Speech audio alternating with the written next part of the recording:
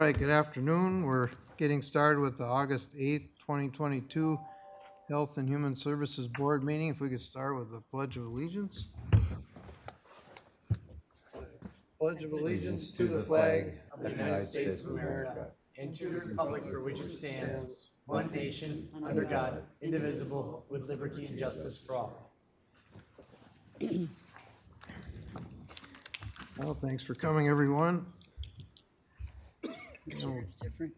Get started with meeting minutes from 7/11 of 22. Any additions, changes, or corrections? I'll move those minutes, Mr. Chair. Okay, Second. motion made and seconded. Any further discussion? If not, all in favor say aye. Aye. Opposed, motion carries. Next, review and approval of the agenda. Is there anything to add or change on the agenda for today? Mr. Chair, I'll make a motion to approve the agenda as presented. Okay, Second. motion made and seconded to approve. Any discussion? Hearing none, all in favor say aye. Aye. Opposed, none, motion carries. Consent agenda, anything to add or change or remove? I do have one thing, which is letter A for discussion on the personnel matter. Anyone have anything else? And if not, is there a motion? I'll make a motion to approve the consent agenda with 4A pulled for further discussion. I'll second that. Okay, motion made and seconded. Any other discussion? If not, all in favor say aye. Aye. Aye. Opposed? None. Motion carries. Okay, so letter A, and I talked with H&H staff, HS staff a little bit, but I'm wondering, with the budget season coming up here, and we just got the books, and this is partly filling a vacant position, but then also it's a .5 new position and a shift from planning and zoning. I'm wondering how all this shakes out at this time. It seems like it's something that could or should be addressed as part of the budget time. I'm wondering how it affects environmental specialists of planning and zoning, because they've been doing this in theory, I guess, for quite some time. I can speak to both, I'll let actually. Sarah take it from here. So first of all, it's a new job description. It would not be, the only thing that they've been helping with that was done by the supervisor was water testing. And when Ned left, we took that on basically his last week of employment. Originally, our proposal had been to take that on in 2023. So we have always done nuisances and have carried that work this whole time. It's not done by environmental health inspectors. We are looking at a new job description, which is all what would be discussed at personnel. So then there was $47,000 that planning and zoning had been getting, right? Correct. And I'm wondering how that affects the budget that's already been printed, depending on how this would go. Which budget Well- that's already been printed, the 2020, this current budget or 2023? Right, the 2023 one. It is not in their 2023 budget. It is in our budget for 2023. But there's the .5 as a new position, right? The .5 would be a new position ask, yes. Okay, then I would like, I guess my opinion would be to see it as part of the budget process when HHS comes forward to talk about that, because the books were already printed, and for whatever reason, this wasn't approved beforehand. So it seems like that would be the most likely place with the timing. So we had a whole discussion about this as part of that environmental health work group. This was the recommendation of the commissioners that were on that work group. And I'd appreciate the opportunity to discuss the urgency of why we need to fill this outside the budget year. I am currently carrying that workload and have since January 1st of 2022, when the staff person left. We were trying to work some things out. I would have hoped to have done it during the budget period if we were still had Ned and all of those things, but we have now taken on additional work from planning and zoning that they, in agreement, will not take back, which is fine. They're also not taking those funds. Everybody's playing very well. We cooperate very well in the sandbox, But all that work is falling to me because we have not been able to move forward on a position. Then I'm wondering how planning and zoning's, how that gets addressed with their personnel when we're pulling potentially half the salary of a person, I would guess, if they were getting 47,000. I can't speak to, it was work that, some of the work was done by the supervisor, some of the work, I'm not sure how it was used in their budget. I think Barry has been trying to figure that out, but we have not paid them since early, if we did, I didn't get a chance to look at that, since maybe first quarter of 2021, so the books are all closed. We haven't paid them since there has not been a full-time staff person in that position. So, Mr. Chair, Yes, Commissioner. move this along, and to get better information, can we just include this on our personnel committee of the whole that we have regarding taxation? And we can have it just a holistic discussion, and then in the meantime, you can find out the impacts on, P and Z on that position. And then we can come back with some good answers, and then you can be included on it, so we're not presenting it to two of us and then having to come back to all five of us this way. All five of us can be in the know. And when you say you can check into the effects on P and Z, are you referencing I mean, HHS staff? you want to say they have a chance, staff, I'm assuming Clay back there's taking notes and he's gonna be, I would have asked Barry to be here, he is not here today, it's not generally a meeting he would attend, and we would have had him come to personnel for sure. He participated in all the work groups, like I said, I like working with them, they're a lot of fun. They're on board, and it's kind of a unique situation, especially with the opportunity to take on more things from the state, so. Right. But I agree with Commissioner Vetch that we do it at the committee of the whole, and that way you hear from both right away. With the option that it could still fall into the budget process. Well, we'll talk about it then. Yeah, that's, I just want to make sure that we're still open to that. And kind of respecting that process per se. Okay, well, I'm good with that. Do we have a motion? I'll make that motion. Okay, motion made and seconded. Any further discussion? If not, all those in favor say aye. Aye. Opposed? None. Motion carries. I'll figure out when that meeting is. I think it's next Tuesday? Monday. Monday, it's coming Monday. 10, I think. Monday at 10. All right, we need to get that as part of the record, that date. What are we, at the 15th? Clay is aware of it, so Okay. he'll get it on. Okay, thank you. And then to the regular agenda. So we have a staffing announcement. We have two hires.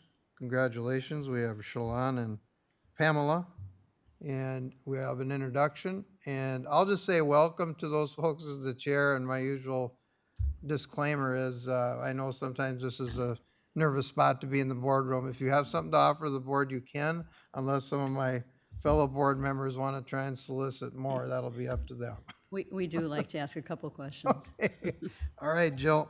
All right, so commissioners, thank you so much for having us today. And Jamie is out of the office today, so you're stuck with me, but I promise to get us through. There had been a request to have an announcement of how many staff are actually joining us for each of our meetings. And today Amy's done a quick head count and we're at 22 staff present today in the building. And we do not have a Teams link, so I don't think we have a count for virtual other than whoever's might be joining us online virtually without Teams. Otherwise, we'll move right on to our new hires. We have Shalon Cozy. She is an eligibility specialist with the Family and Adult Benefits team, and she actually reports to Michelle Zeck, who's out today, but Tammy brought her down here to make sure she found her way. So, welcome, Shalon. Welcome. Welcome. All right, so the questions that we're gonna have to ask you. So where do you live? Monticello. Oh, that's good. Where'd you work before here? I was the manager of Nystrom and Associates in Otsego. Oh, really? Well, that's quite a bit of a change in a way, but not necessarily. Yeah, Well, welcome. Yeah, welcome. Did you grow up in Wright County? I did. I'm originally from Albertville. Okay. All right. Well, you work for the Wright County and you live in the Wright County. Welcome. We also have Pamela Girodondo. Did I get that right? Yes. She's also an eligibility specialist in our Economic Engagement Coordination and Operations team with Stephanie. Well, same questions go for you. I live in Winston. Is that where you're from, that area? No, I'm originally from Chanhassen, but then I went to school in Mankato, so I was working down there for a community action agency for the last 6 months or so. In Mankato? Yes. You want to volunteer to community action in Maple Lake? I don't know. Price is right. Well, welcome. Yeah, welcome. Welcome. Glad to have you both on board. All right. Next, we have the Employee of the Month for September. Yes, and our employee of the month for September is Rachel Bratz. So I'll ask Rachel to come on up here with me so I can read her nomination. Rachel is our September Employee of the Month. She is a Min-Choices Assessor in the Reassessment and Supports team. So she reports to Nessa, who brought her down here today. Rachel joined our Wright County team in September 2015. And her nominator states, Rachel defines what it means to be an excellent collaborator, mentor, and all-around professional worker. She not only takes on a full workload, but she trains new employees from her former unit while also acting as a trainer and mentor in her current unit and to anyone else who may need help. She does this with kindness and a smile. She helps workers navigate through difficult DHS systems, policies, programs, and procedures in the initial assessor and reassessor teams. Her broad knowledge of programs and services allow her to help others quickly, problem solve, and save time so that they can move on to the next task at hand while efficiently getting services to clients within tight guidelines. She helps her coworkers increase their knowledge with her expertise. She is always willing to take on extra duties to help others and make sure they understand their work, and is always willing to help with a backup day. Thank you, Rachel, and congratulations on being our September Employee of the Month.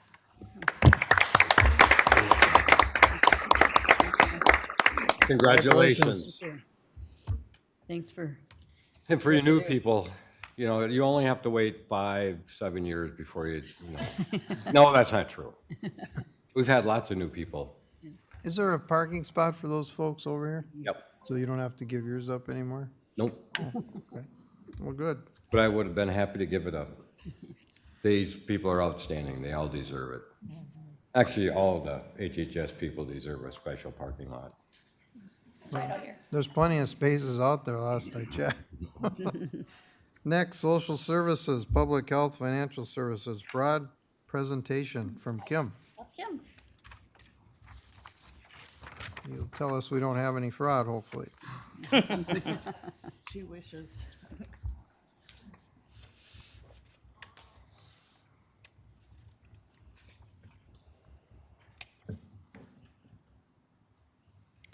There we go. So not all that long ago, you received a copy of our new fraud contract that got approved. And Commissioner Kuchmark asked about some of the details regarding the fraud contract. And normally in the past, prior to COVID, we have had our fraud Northwoods Fraud, who we contract with, come in and give a quick little presentation. They're under some current transition. They are moving from the person who has owned and operated Northwoods Fraud for quite some time to a new leader, and it is Kathy Michael's daughter, in case any of you are familiar with our previous fraud investigators. So anyway, we have transferred from having our fraud investigators on staff here many years ago, like 15 when I started, and we contract with Northwoods Fraud.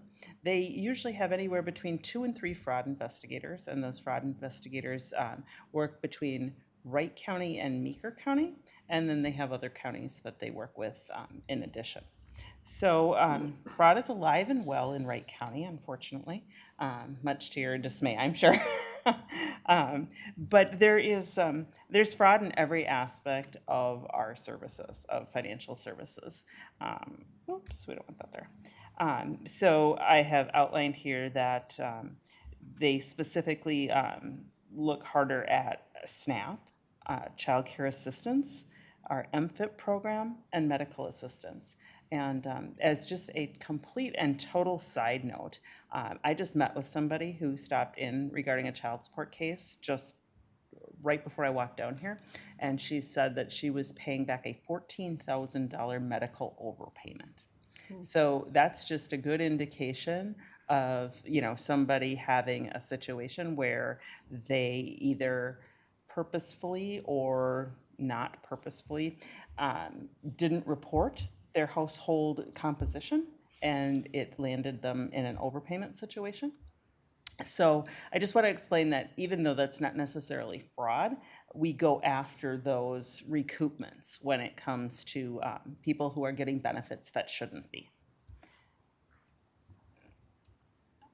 So there are two ways that we fight fraud in Wright County. One is fraud prevention investigations. If you ever see the acronym for that, you'll see it listed as FPI.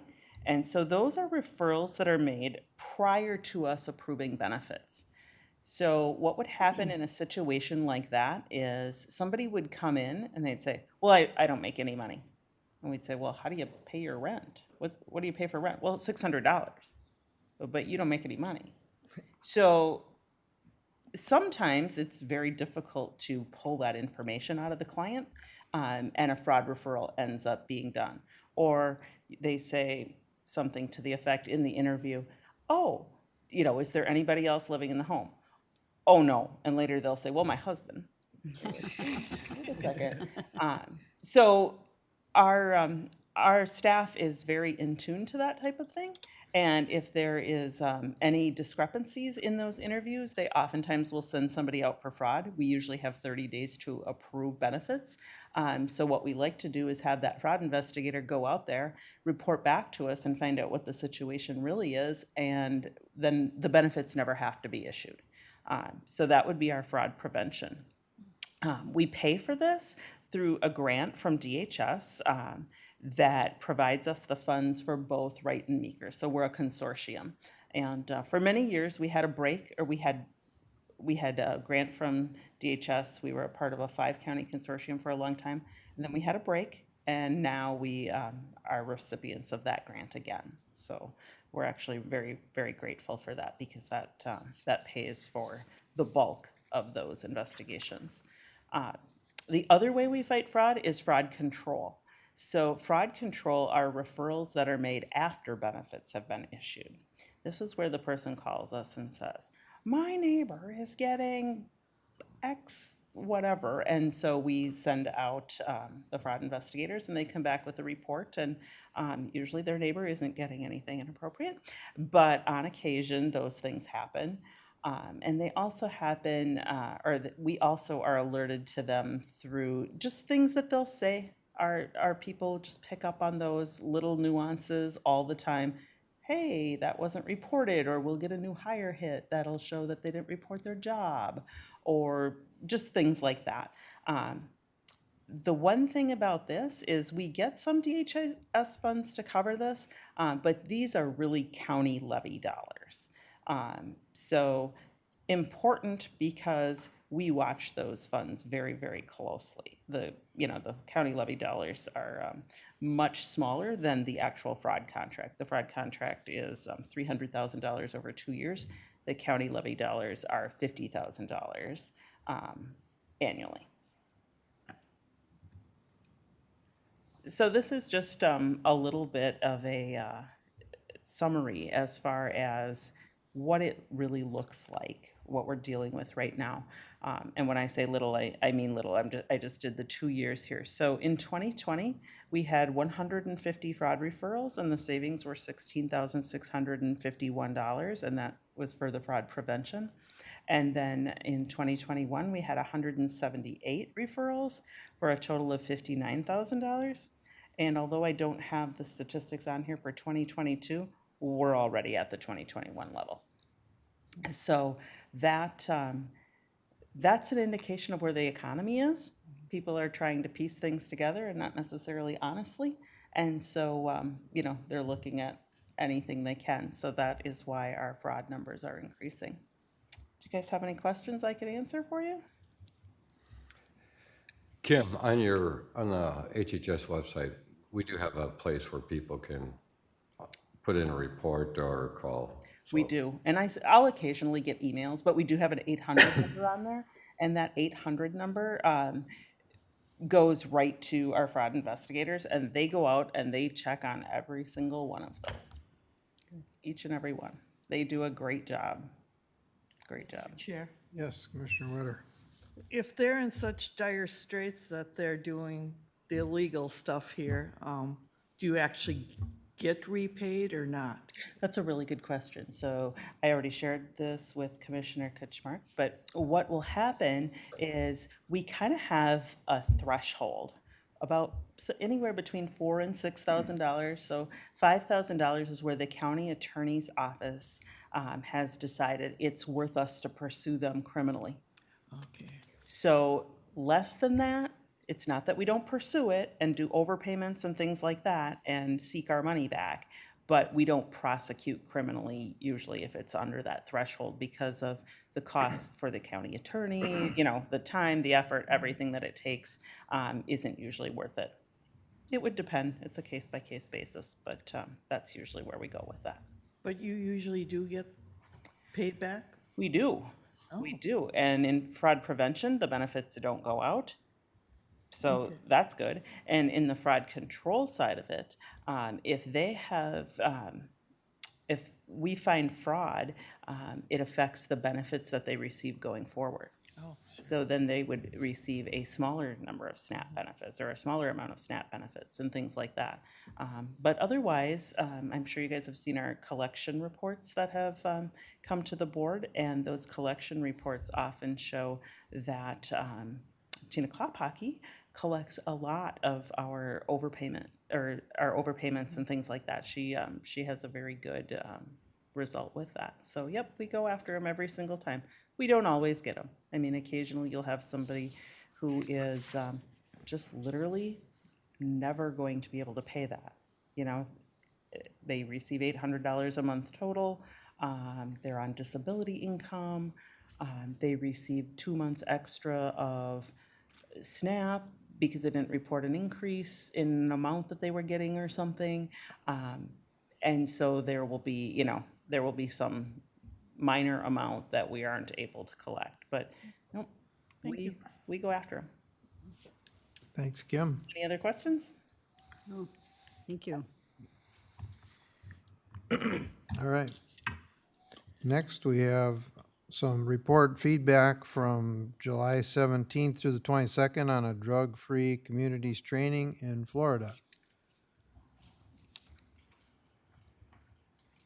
Hello, Commissioners. Good afternoon. Becky Graham, Public Health Nurse. I'm Rachel. I'm the Drug Free Communities Coordinator for MEDA. So we were approved by you guys to go to Orlando mid-July, and the weather did not disappoint. You were correct, Commissioner July, and it was 97 degrees every day. It was very nice. Hot as can be. So we went. It's called CADCA Mid-Year Training Institute. It was the first time we were able to go, being year 2 DFC grant recipients.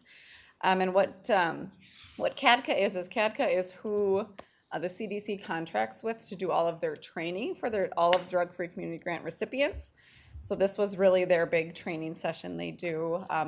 The sessions were all at least 2 hours long. A lot of them are 3 hours, 3.5 hours. So they're really deep dives into prevention and coalition building work. So we were able to network with thousands of people on how to build our coalition. Commissioner Houston, you're going to hear all about this again, so I apologize. But just learning how other coalitions do this year after year. Some of these people have been coalitions for 20 years, some of them for 2 years. So we met a ton of great people. We learned a lot of really good things from speakers that were well known around the country. Even from some youth, which was really cool. Um, Do you want to talk about your youth panel? Yeah, so my favorite session that I went to was youth-led. So it was a youth-led presentation, and they covered how they were a youth coalition from Connecticut, and they basically kind of ran the coalition. They talked about all the activities that they've done as a coalition, and it's been around for like over 10 years. It's been really successful. They have a paid position, and just kind of them going over activities and strategies to promote their coalition is what inspired me, and I took back some good key points for our coalition. So Thank you. yeah. I had a question. Thanks for coming back. Glad you had a good, safe trip. Is there Yes. anything you've identified already that you're able to start implementing, or is there a first thing that you could see as a positive change that you can bring to the county and HHS from the training? Yes, so we learned an immense amount about our alcohol and tobacco compliance check process while we were in Florida. We went to a couple sessions on how people have successfully done that. And we newly have taken this over as DFC coordinator. It used to be a public health, health promotion coordinator, and now it's written into the DFC grant that will do the compliance checks on an annual basis for alcohol and tobacco, and sort of just learning how we can best prevent youth from purchasing alcohol and tobacco in our county, because our compliance check rates this year were very, very poor. We had a lot of failures, unfortunately. So that was one thing we learned right away. We came back and we totally hashed our process out. We met with the sheriff's office and what's the licensing? Taxpayer services, thank you. And then us, and we sat down and sort of said, how can we make this a linear process? How can we make it easiest for all parties involved? And then really about educating our retailers and places on how to go to training, how to check an ID, and really just to prevent that youth purchase. That was my biggest takeaway, I think, when it was as far as like bringing back an actual process that we can change. And then I think Rachel spoke to this about how we can really engage youth. I think you fully know we have a hard time getting youth involved in our initiatives just because of their busy schedules and really just realizing that people don't have to come to our META Coalition meetings in order to be a partner in prevention. We really just need everybody involved, and whether they come or not, we just need them to do the work with us so we can really get our youth on a better path. Good, thanks for the update. That sounds like some good things you brought back that you can implement right away. It was very good. Thank you. Thank you. Yeah, I'm glad it was really hot for you. Yeah, I love the heat. yeah. Yeah, Too hot. Mr. Chair. Yes, So I've sat through a number of the CADCA presentations, and I mean, they do an excellent, an excellent job. That was remotely back, when we first started, but they really, it's amazing to get input from different organizations across the country and, learn and improve things. But I think Rachel had an eye-opening experiencing doing compliance checks. It's pretty exhausting, but anyway, thanks for what you're doing. next report, feedback on July 19th through the 21st, the National Association of County and City Health Officials Conference in Atlanta, Georgia. Good afternoon, commissioners. Hello? I'm Kelsey. I'm one of the public health supervisors. And I'm Greg Wise. I'm a health promotion coordinator. So both of us, along with Sarah, we all attended the NACHO conference. It was July 19th to the 21st. Also very warm, probably 97 the whole time we were there as well. So we kind of did a combination of things. Greg and Sarah did a presentation on the drug or dental stuff that they're working on. And I attended with the local public health grant and LPHA grant. And I was just there as an attendee. So I supported them, but also learned a lot. I think the biggest takeaway I got from the training was not only the networking, but also there's a lot of health equity topics that they talked about and lessons learned from COVID and health equity. I also went to a presentation that talked a lot about youth-led programs, and we actually have one that our co-location nurses focus a lot on. We call it our Project for Teens, where we help youth learn about healthy relationships, and we actually teach youth how to teach other youth about those things. And one of the things they talked about, it was a group from Boston. They talked about how sometimes adult words to youth aren't always taken seriously, but youth words to youth are taken more seriously. So we did get a few things that we can pull and enhance that program, so we're really excited about that. Otherwise, I'll let Greg talk about his presentation. So as Kelsey mentioned, we had an opportunity to present on the dental clinic and the dental project, bringing that to Wright County and the kind of the public health side of that, and the partnerships and the relationship building that went along with that.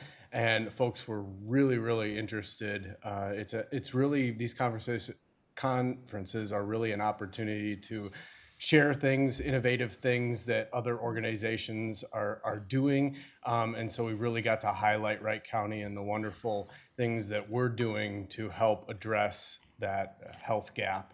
And had, usually you get about 45, 50 minutes of presentation, and then there's a 10-minute Q&A afterwards, and folks from all over the country, from different states, stayed behind 20 minutes, 20, 30 minutes after to ask us questions, specifically for them, how could they apply some of what we did to their health issue or something. So we're very successful and got a lot of good feedback from attendees.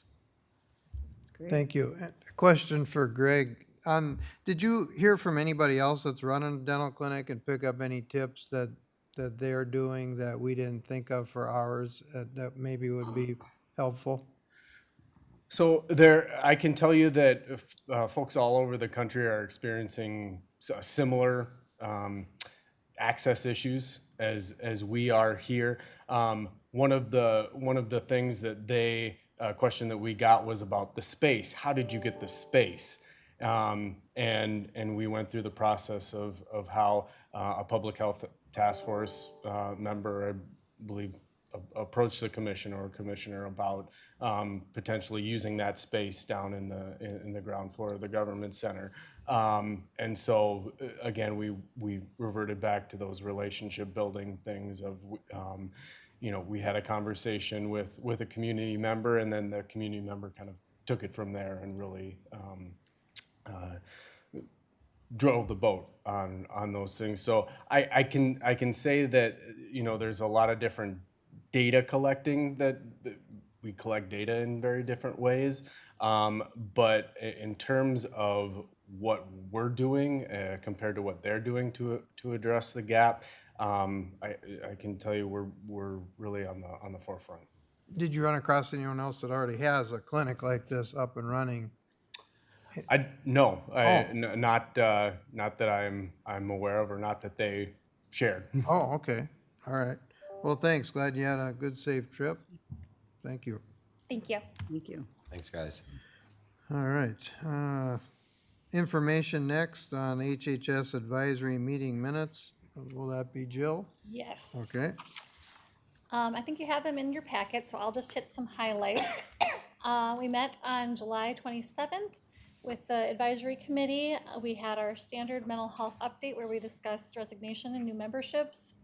We had a training update from Health Promotion Coordinator Keith Bennett. We discussed some unmet needs for assessment for the next year's board presentation. One of the highlights that we discussed, again, which shouldn't be a surprise because we've talked about it many times, is just the increase in folks with mental health issues, not only the number of folks experiencing mental health issues, but also the severity of their symptomology during COVID and post-COVID.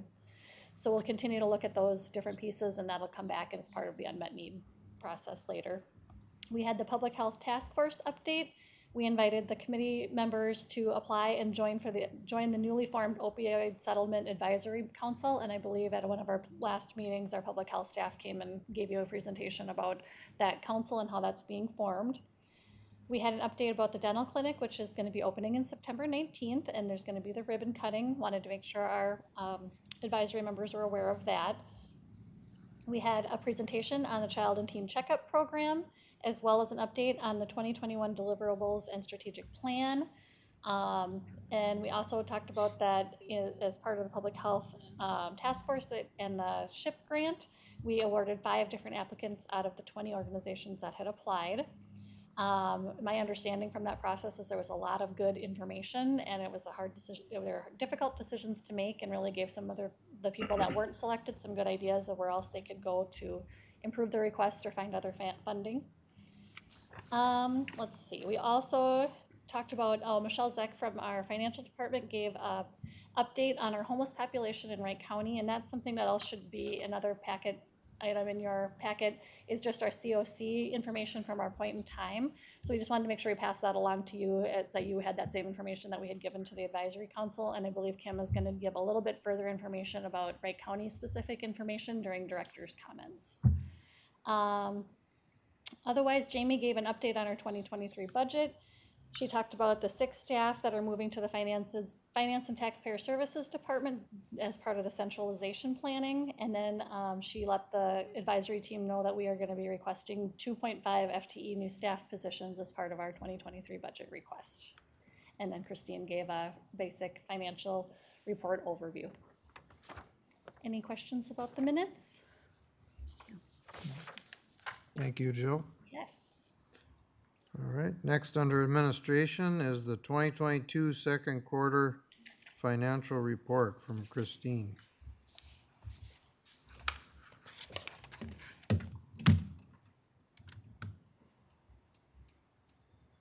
This counter is even a little bit low for a short person like me.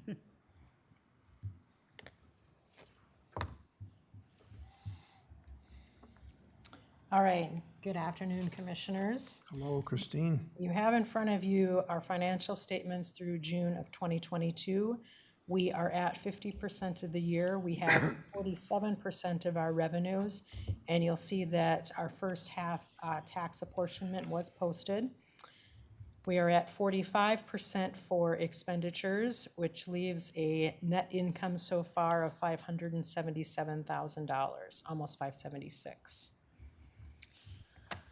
Probably the biggest thing to highlight on that particular page is administrative costs are over, they're at 53%, and that is attributed to, on page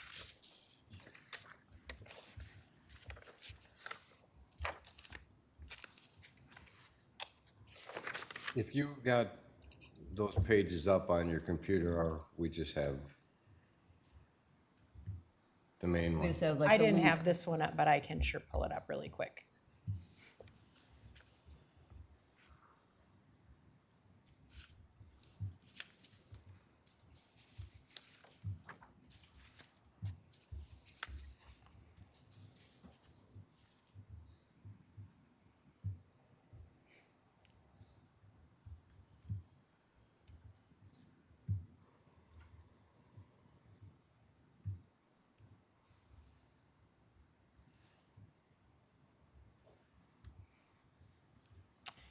Okay, so on page 7,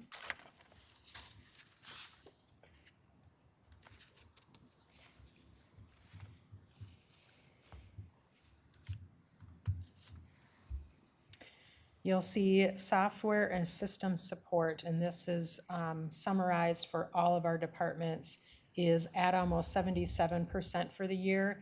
And that is attributed to our annual licenses for the contact center. They're paid at one time. And so while it's high right now, there shouldn't be a substantial swing between now and the end of the year. It's just gonna be our regular ongoing maintenance. And then that in turn impacts a number of other areas in regards to the services and charges admin. You'll see that on the summary, it's 0, but when you look at where it hits like financial services or social services, that one also is sitting at 64% instead of kind of spending more evenly at 50%. Some of the other items that I thought I would talk about today is the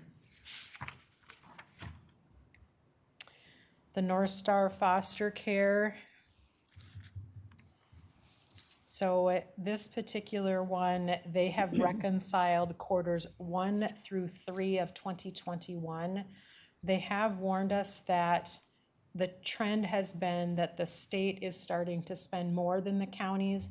So where we had been receiving a large payment back from the state, and we are still receiving some back from the state from those quarters in 2021. For 2023, we're anticipating that we're either not going to get any payments back or that we'll end up paying the state. And that's just the fluctuation between what Wright County pays for placement costs that are eligible for North Star Foster Care compared to what the state pays for kinship adoption assistance. They try to keep it level between the counties and the state's percentages. Questions on that?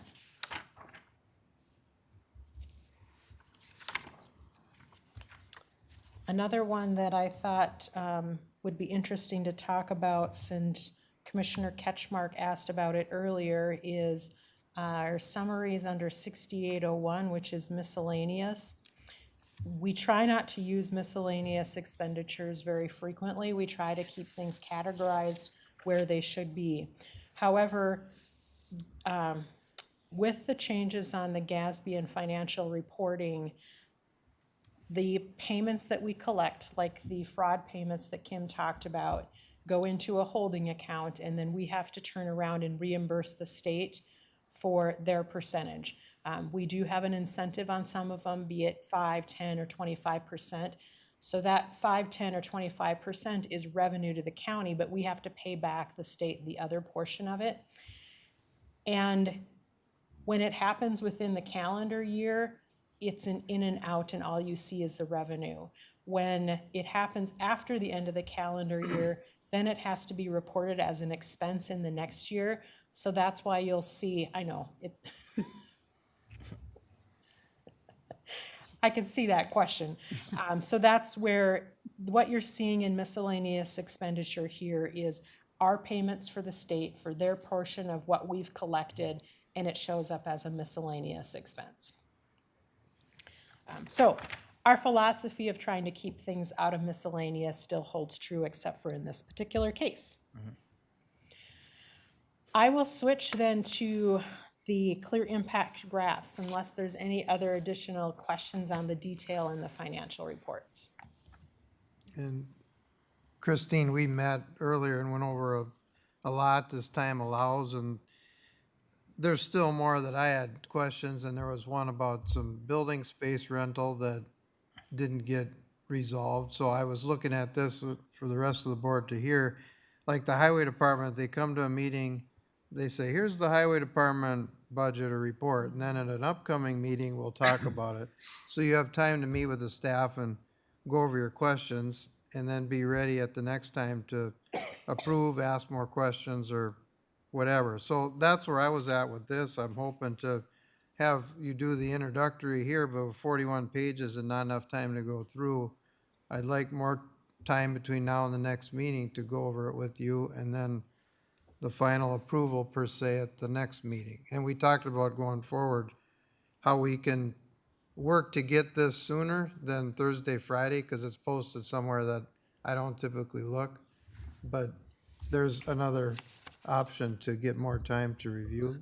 So, Mr. Chair, this is kind of a fluid document. I mean, we're not approving any expenses. We're just accepting the report stating that they reported the expenditures and the revenue to us. So between now and any time, you can always get more clarification on these things, because between now and next month, these numbers will change as more money comes in, more money goes out.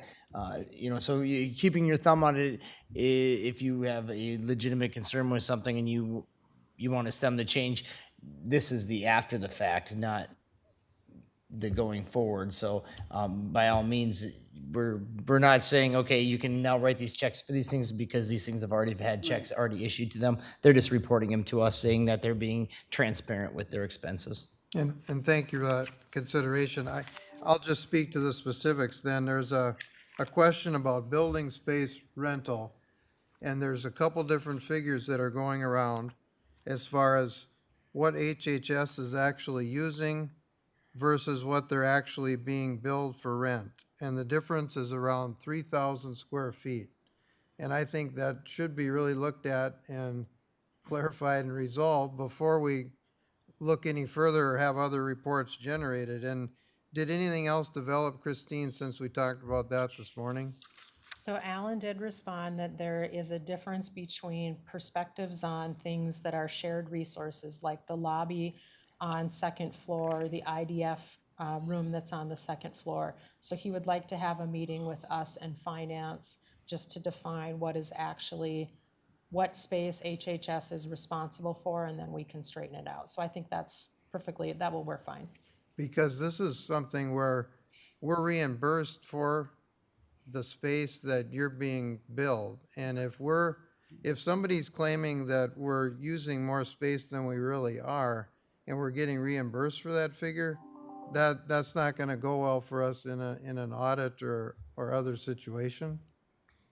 Yeah, it all comes down to whether we can justify it or not for what we're using it for. And I guess without knowing what the actual rules are from the state in terms of usable space and what that definition is, I couldn't say whether lobby spaces or not would Well, qualify. Yeah, and Mr. Chair, I don't know what they'll determine, however, it seems like lobby space would be because these are where the clients are, so I don't know, but. Well, that 3,000 square feet in question, what did we figure that was, times $19 and some change? It's almost $78,000 for the year. And so that's why like our rent and lease line is over budget because we budgeted based on the square footage and dollar amount that Heather had provided us last year. She provided us the same square footage and dollar amount for this year's budget, but the information that was provided to Ryan for the journal entry to charge the expense was the 3,000 more square feet. So we've been asking for some clarity and Alan has been busy. So now that he's agreed to have a meeting, we're not necessarily opposed to paying for lobby space. It's just that that's what we found out this afternoon is that that's where the discrepancy is. We just need to see and then we can sort it all out. Yeah, good to explore that. Yeah. Mr. Chair, Yes, Commissioner Witter. I've been, from experience on other boards and that, a lot of times you have to pay also for wherever the committee meetings are. Do you have to pay a share of some of that space also or not? I don't think so, and I'm not sure that there would necessarily be value in adding that to HHS because, so HHS has building rental that is directly charged that we get reimbursed for on a quarterly basis when we submit our reports. And then the rest of the building square footage is processed through the annual cost allocation plan. So the county general fund also gets a percentage of that back aside from what we've collected on a quarterly basis. So shifting some of those more really shared spaces around just makes more work for everybody without necessarily having a big gain. Okay, thank you. Okay, I guess that brings up the question of like this room, we use once a month for just HHS. I don't know how the definition is written to know if, can you write this off as some of your usable space, or it's a big area, but. But that's where the reporting and maintenance to collect on that is more than just leaving it as part of the square footage in the cost allocation plan, where you also get a portion of it back from. Okay, So I would advocate to keep it as part of shared general government. well, is anybody opposed to us finalizing, approving whatever we're supposed to do today at the next meeting so that we have a chance to, potentially there's gonna be some shape shifting of figures depending on how the rules shake out for this rental space, right?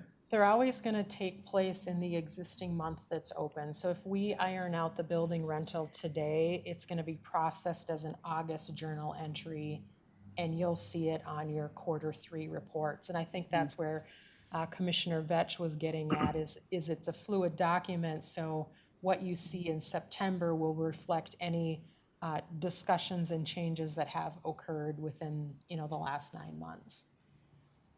Okay, and I was just relating it to like highway, it seemed like that made sense, that we had time, and we will have more time going forward, because we're gonna do a different way of notification when the report is available.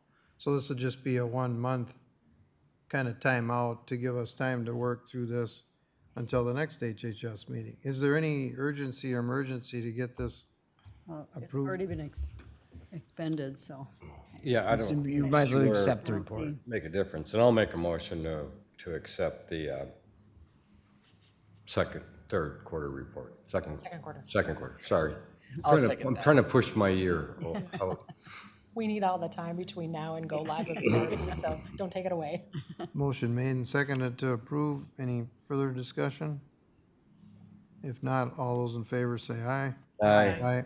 Opposed? Okay, motion carries. So you were gonna go back to the income maintenance random moment time study and go follow down with that? Was that the next order? Sure can. I'm not, or unless you had a different plan, but I was just, No, that, Okay. unless there were any additional questions about the detailed line items besides the ones that you, we'll meet. are there any that you would like me to address right now, or any other questions? Are you okay with holding your other questions for another meeting? Oh, just between you and I, probably. You Okay. know, I got a few things, but, Okay. all right, thank you. So the first one that we're looking at is going to be the income maintenance. Does it look, is it large enough on the screens that you can see? Okay. It looks really tiny up there. That's what I was double checking on. So one thing that was brought up today is that this looks very complex. And so the top two graphs, when you click on the little plus sign, are probably the easiest ones to look at on a summary level. So the first one is your year-to-date cumulative. So you see 2021 is added, quarter two is added, quarter three is added, and then it starts back over again. So you'll see the random moments is at 1.69 millions for quarter two. The little green arrow up here shows that for this quarter, it went up. The quarter before it, it went down. And then the second graph, which is the quarterly, just shows where our revenue is at in compared to our target, which is 1/4 of our budget. So you'll see for quarter one, we were just a little bit below. For quarter two, we're a little bit farther below. Now, in the case of income maintenance, we are reimbursed at, it's worked out to be about 53.5% of our expenditures. And so as expenditures are down, the total dollar amount of the revenue is down, but the percentage is remaining the same. So in this particular case, it's okay that the revenue is below where we targeted because our expenditures are also below. Any other questions on that one? Okay, so next up is the social service time study, and that one's set up the same with the year-to-date cumulative and quarterly at the very top. So the social service time study revenue is at 1.04 million. It went up this last quarter after going down the quarter before. It is one, though, that has been tracking below our target budget, roughly about $50,000 to $60,000. And there's a couple of explanations for it. We are still in the statewide pool, so changes that we make internally have very little significance on the pool as a whole. However, the percentage, going back to early on, it's not been as high as what we would see in the past. And we're still somewhat attributing that to the changes that were made to the reporting back in quarter two of 2021. And you can see it's been pretty consistent, so. Questions on that? Okay. Next up is our targeted case management revenue. This is a billable service based upon the number of children receiving case management services or adults in the case of mental health or VD. We are at $575,000 for the year so far. This one we are tracking right in line with where our budget is. For quarter two, we were up a little bit high. Quarter one, we were down a little bit low. This is one that we did receive our updated rates for 2023 that started July 1 of this year, and we did see some reasonable decreases compared to the year before. So for the same amount of service, we're now going to be receiving less for each time we make the service. Questions on that one? Just another unfunded mandate, or minimal funded mandate. It will be interesting to take a look at the allocations as a whole when we get to the budget time, because, they've literally remained unchanged on the whole from 2015. All right, waiver revenue.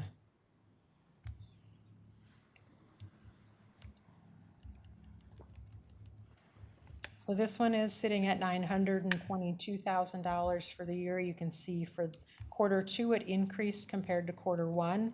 It also is staying pretty consistent along with where we budgeted for. We had 490,000 this quarter, which is a little bit higher than Q1 and above our budget. So overall, doing well.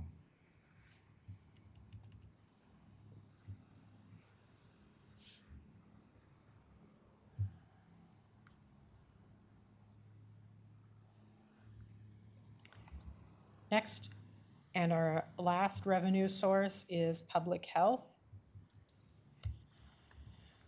So they are at 979,000 when our target is about 1.28 million. You can see from, they were quite a bit short last quarter. They're a little bit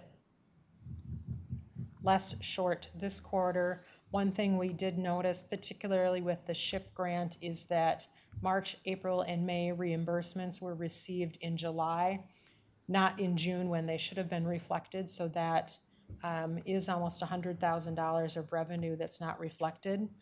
And when you look at this compared to last year, there was a lot of COVID vaccine administration that was going in the fees line.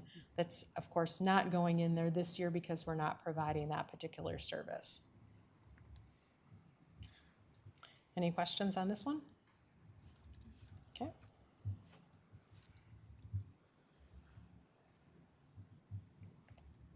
And then the last one we have is our out-of-home placement net expenditures.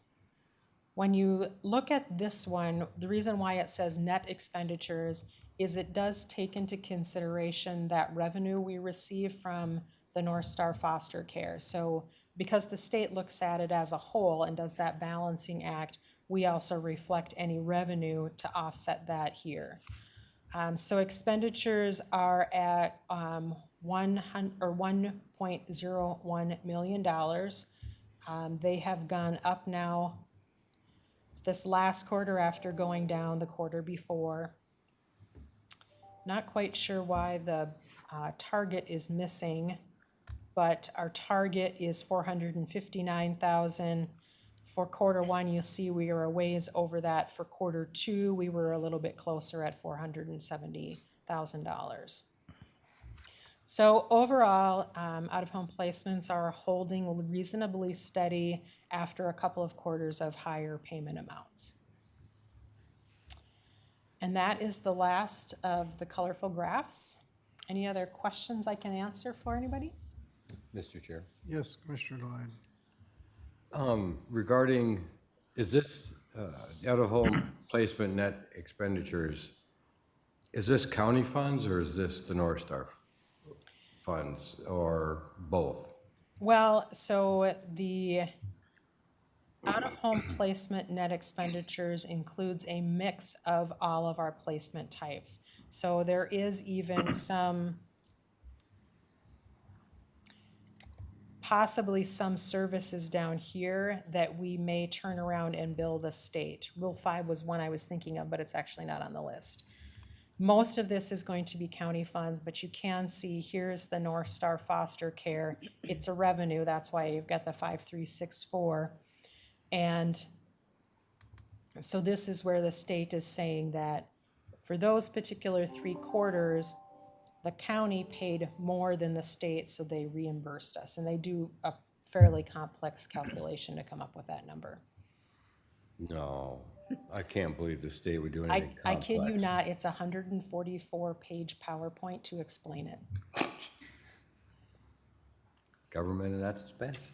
Oh, boy.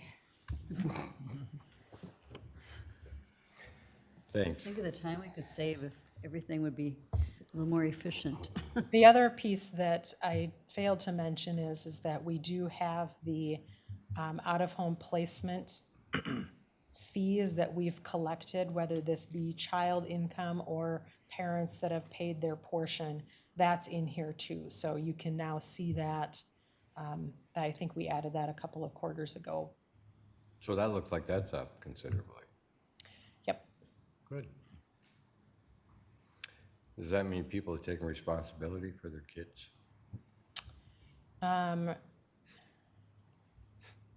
I would say that we've maybe collected directly from Social Security in the cases where we can. Thanks, Christine.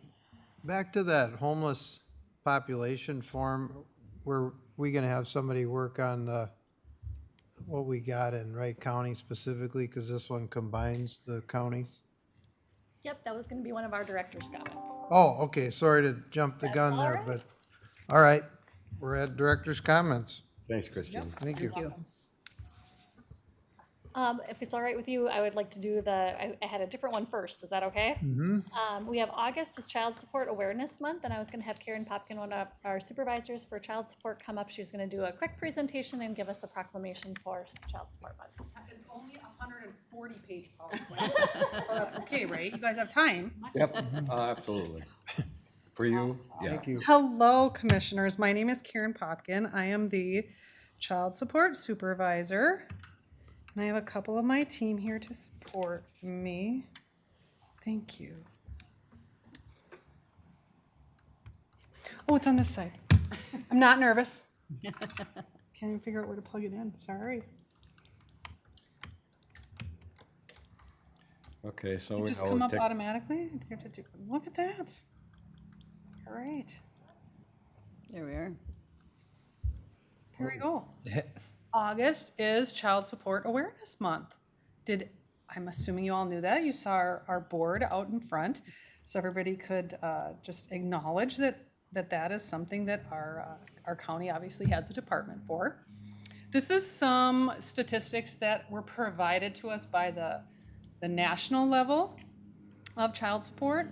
So 1 in 5 kids utilize the child support system throughout the whole nation, which means 13.2 million kids are involved with the child support system in some way. I thought you might want to know Wright County stats. We have almost 4,000 kids we serve. This is what we collect on an annual basis, and these are for our fiscal year, which is October 1st through September 30th. That's our fiscal year. $32.7 billion are collected for child support nationwide. Wright County collects $11.2 million. So we are moving $11.2 million through our child support office. It's one of the most cost-effective government programs there are. So we surpass both the state average and the national average here. Our program is cost-effective at a rate of $5.63. Our performance measures here, these are the 5 main things that the state looks at for performance measures for how we do for establishing paternity for kids, for setting up orders, collecting on those orders, collecting on any back support, and then our program cost effectiveness as well. I'm not going to read you the numbers, but you can see that again, our county surpasses the statewide average. So we are kind of knocking it out of the park for every area. The governor signed a proclamation, and I believe I'm not going to read the proclamation, if that's all right, because you all have a copy of it. And I believe that what the ask here is today that you acknowledge, right, that it is Child Support Awareness Month. And this is a list of our staff that I just want to take some time to thank. And that's all I got. Mr. Chair, Yes, Commissioner Deline. I knew that you weren't going to read that, but I thought you were going to sing it and dance. If I'd had more time, I would have been prepared. Oh, don't give me that. Jill said she'd floss with me. So for the board, we got a proclamation before us. Yeah, I'll make a motion to accept child support. I'll second that. Motion made and seconded for the proclamation of Child Support Awareness Month. Any further discussion? You know, normally isn't this a resolution? Okay, Normally. resolution, Commissioner Deline? Aye. Aye. Aye. Aye. Aye. Resolution passes. And thank you to the child support team for the awesome job they've been doing. Yes, for sure. Thank you. Yeah. So somebody add up the math here. What's the collective years of service there? That's A lot of years. Right? Look at that. How come Karen's name isn't on here? Because I did the presentation, so I left it off. I Oh. have been here 15 years, in child support for 12. Thanks, Karen. You can see that over when you 100. find something that speaks to you and to the heart of service, that's where you stay, and that's where these people have landed and stayed. It's great. So, awesome. Any questions I can answer? No, I just say, thank you. Awesome. Thanks, Thank Karen. you. Thank you both for coming and supporting me. Thank you for letting me hijack your time. You're absolutely welcome. My next director comment, I would like to pull Kim back up and have her speak a little to Wright County stats as they have to do with homelessness. That's something that Commissioner Ketchmark wanted us to bring, as we had talked earlier about the pit count, which is a larger group regional information. He wanted to have a little bit of highlights about what we know about Wright County. Oh, thanks, Kim. So when Michelle was at the HSAC committee, she provided, and I think is in your packet as well, that the continuum of care, or COC, is the central region. And typically that is how our homeless population is counted, but that includes a much larger place than just Wright County. So if we were going to bring you just Wright County numbers, what was reported in January of 2022 is 7. Now, I think you really have to take into consideration what that might mean. So to know what the pit count is, and 7 was the number reported in the pit count for Wright County. So that takes schools, agencies, social workers who canvass the area, meeting with people, all sorts of things like that, and that are participating in the pit count, and they take just one day. So pit means point in time. So it's that very point in time in which they run across somebody who considers themselves homeless. That could include couch hopping, that could include staying in a shelter. There is an actual formal definition for homelessness. So 7 have been reported, and that is likely a very gross understatement of the actual homeless population in Wright County. What are the chances we ran across them on that point in time? Pretty slim. If you've ever, been out in the public and really realized, or, been in contact with our homeless population, you would probably have a little bit of a better idea of what that looks like. But I think there's also a question, or there was another question, as far as how many long-term homelessness apartments we have, because we have been approving those, and I think that Commissioner Kaczmark's question was, hey, how many are there? If we're reporting 7, do we have 7? Well, in actuality, we have 12 in 2 units right now, and some are in transition, and so at different times there's different amounts. And those all work through the COC. So what happens is, in order to use those, they have to go through the COC, which is an actual procedure. So they go in and they fill out paperwork, and they have to be determined to meet the long-term homeless criteria. A lot of the homeless population won't do that. They don't feel like that is something that they care to do. There's a waiting list. So they maybe get on that waiting list. I don't know what the exact number is for people we have on that waiting list right now. I know that most recently, when I heard the number, it was 4 that actually were waiting for a place to go. So that just shows you that it's not a simple calculation. It's not a apples for apples type thing. Like, hey, we have 7 people who say they're homeless and we have 12 spots. Well, we can solve that.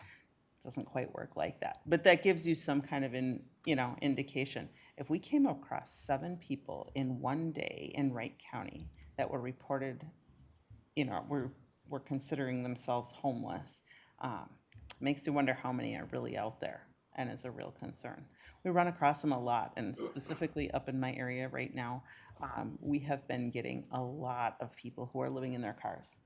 And they're coming in and, they're interested in fuel cards and things like that. And they're like, well, I live in my car, so we're like, oh, well, that's kind of a different scenario, so. So of these, thanks for breaking that down, Kim. Of these 7, we don't know if there were like 2 or 3 families. If maybe some of these were in one family, No, not 7 individuals. no, it was We don't 7 know. individuals. Oh, we know that. Yep. Okay. And, if we really were to break it down, and I could come back with that information, if we really were to break it down, it would show like what those populations are, how many of those are children, how many of those are, just living in shelters. It gets broken down pretty granular. And maybe it would be better for me to just send you that link so you could visit that and kind of click around in there. You'd be able to see. But it gives a really, an idea, basically, is what it gives. Mr. Chair, Yes, Commissioner Deline. and for taking it on one particular day in the middle of the winter, Right. So I was gonna ask. and I know for a fact that there's more than 7. Homeless kids or adults or whatever. And then the other thing is those homeless apartments, we have no control over who goes into those. We don't. So those people could be from out of this county. They could be from Hennepin County, they could be from Sherburne or Stearns, which is one thing that kind of disappoints me, that we have no control over. That is very true. However, our people who are on that list, who have been determined eligible for that LTH designation, could choose to go to live in Hennepin County as well, where they might, So it's not about taking the people in Wright County and putting them in those Wright County spots. They may want to have access to different things like in Hennepin County and stuff like that, or they might have a better support system there, and so they might choose to go, Assuming there's enough. assuming, Because I'd be willing to bet if there's 4 on the waiting list here, how many are in Hennepin County or Sherburne County on waiting lists? And I don't think Sherburne County has any. Well, they might have some up by St. Cloud, but I don't think they have any in the upriver area. Oh. Well, and it doesn't seem like that long ago that I was approving those myself. Now Diane does it, but it doesn't seem like there are a lot of those designated long-term homelessness sites, that are out there. So 12 is a pretty small number. And Kim, to that, there was a support letter sent for Delno. Does that include like the Granite Works units that were supposed to be reserved, or are they not on that list yet? They're not on that list yet. Okay. It depends on if they get approved. I don't know if it's constructed yet or what their status is on that, but What happens is they need that approval letter or a recommendation to approve that to go to the Minnesota Housing Finance Agency, MHFA, who provides those grants. And so then they take our letter of recommendation and they are allowed to apply then for that grant. So they have no idea if they're getting anything. And it could be years out from the time we actually provide the recommendation letter. okay. Mr. Chair, Yes, Commissioner Witter. you said we don't control those buildings or those apartments. So who does? The continuum of care, the COC controls Okay, those. And it's a region, not a county. Okay, thank you. Mr. Chair. Yes, Commissioner However, Houston. we do have to make the recommendations, We do. so Yep. if they're eligible, Okay. I mean, at the county level, correct? Yep, and we refer people to the COC to go through that process. And so, it is our clients who are being referred there. Whether or not they follow through is their own choice. Any other questions? Thanks, Kim. Our third director's comments is going to be pertaining to the 12-month permanency PIP document that was included in your packet, and I think Michelle is going to be sharing some information to give some background. I am going to talk to Jamie about, I don't think it's fair to have Karen do a beautiful PowerPoint on her performance measures and then have me get up and have to talk about a PIP, but just saying. So first of all, I just wanted to address the out-of-home placement budget and bring to the commissioners' awareness that, there are multiple line items that feed into that one measure, or that one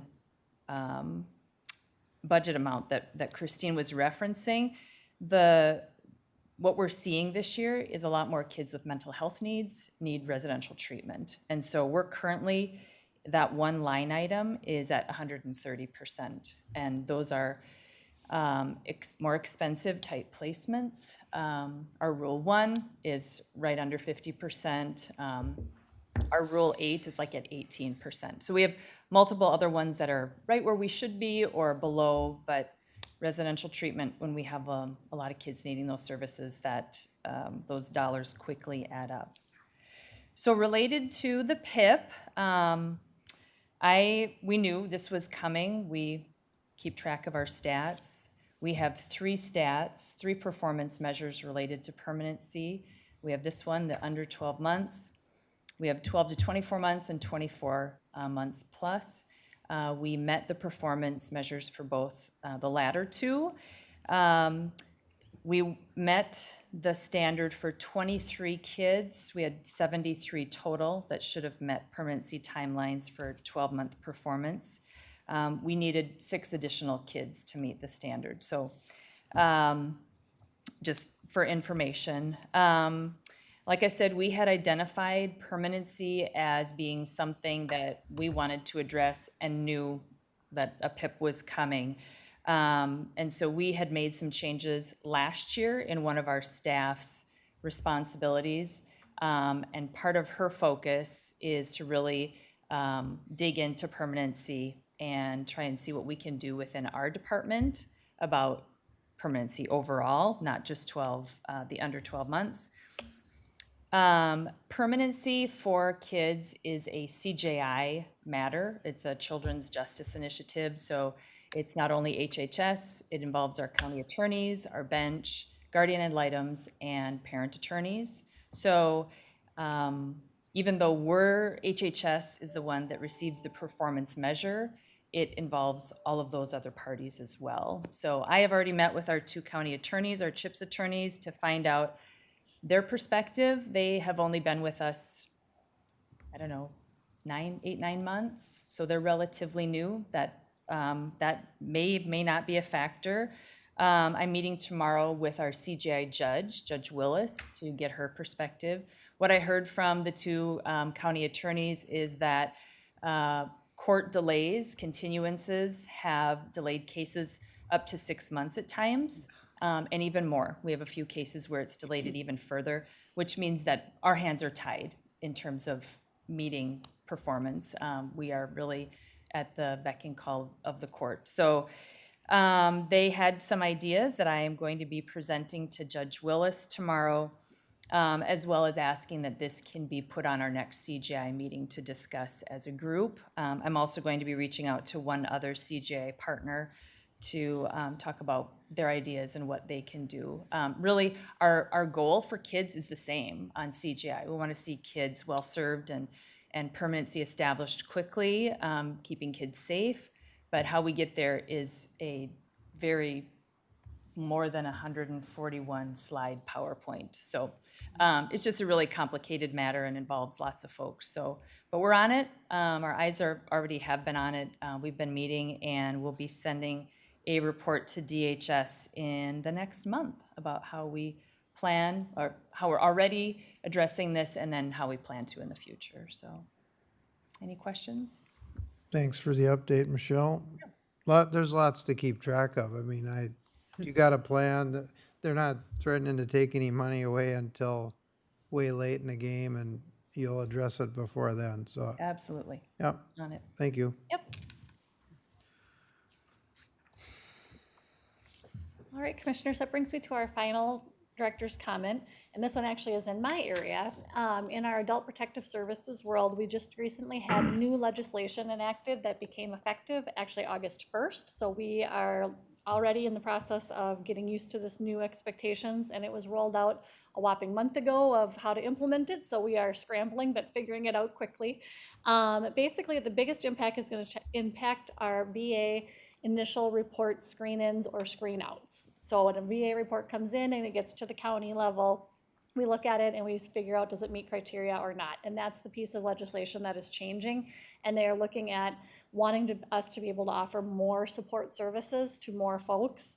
So in the past, like a good example is, I'm sure you've heard folks be very frustrated with us at times because by law, if someone is of sound mind and able to make their own decisions, but chooses to drink themselves heavily or is very drug addicted, but they can choose to make bad decisions. That doesn't mean that they're necessarily a vulnerable adult. And in the past, when we've received reports where there might be a report with an allegation that doesn't really look like the person's necessarily a VA, we were able to just screen that out as not a VA, we can't do much about that. Now this piece of legislation has changed that, and it's expecting us to screen that in until we can rule out that they're not a VA. So that is gonna increase the number of cases that we're gonna need to open and look into. And it is also changing statute to show that some of our self-neglect cases, where if someone is not caring for themselves as well as maybe a loved one would like them to be, we have to screen much more of those in now than in the past. We've been able to allow people to make decisions that maybe others wouldn't agree with. So it's getting into that line of values and bias a little bit. So we're gonna be navigating those waters. But what it will be doing for sure is increasing the number of screen-in reports that we have. And as I'm sure you know, we have 2 staff that do this entire program. So we're a little concerned of what this is gonna do to their workload. And as you mentioned earlier, Commissioner Delighten, this is an unfunded mandate as well. It's just a change in legislation, which will change our volume of work, and there's no funds being allocated to supplant that. So we're gonna just keep an eye on it, but we wanted to give you a heads up that it's just started this month. And I'll probably be back in 6 months or so to give you an update on how big of an impact it's had on us and how we've modified our business to meet the need. Mr. Chair? Yes, Commissioner Delighten. Jill, have you talked with Greg and our VA person about these issues at all, and to see if there's any way they can kind of help you too? Who are you, Greg Pick? Yeah, Greg Pickler. I have not, but with the VA world, or the vet services, Yes. I should bring him into the fold just to have conversations, because I'm guessing he'll have some. I would think so. Probably. Because he's very concerned about Yep. veterans and very, Well, and very in this- tune with it. Well, and this legislation might actually, I mean, I think it's wonderful legislation. I would much rather offer more helping hand. Absolutely. So this gives us, in a positive note, it gives us the latitude to be able to offer more support services, which is a good thing. It's just now, there's some expectation of, before we offer what we could, now you have to offer, and now it's a manpower issue. But no, I think that'll be a good thing. Yeah, and I think Greg will be able to help you screen them out faster too if they're not, Oh, yes, good point. which could be very helpful. So we'll keep you posted on that. Otherwise, that's all we have. Anyone else have anything? All right, thanks, Jill, and everyone. We'll adjourn then at 2:52. Thank you.